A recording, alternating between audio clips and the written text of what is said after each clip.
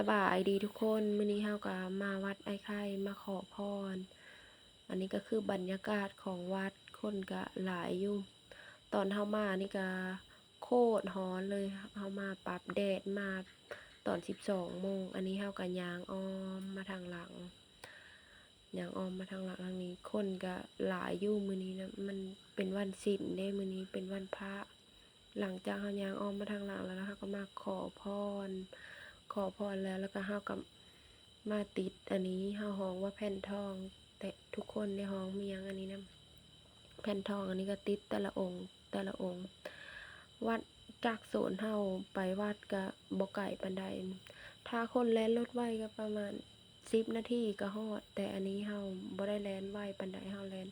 ประมาณ10ปลายนาทีก็ฮอดเฮาบ่ได้พาวปานใดนะอันนี้ก็ติดไปอันนี้ติดไปจนมันหมด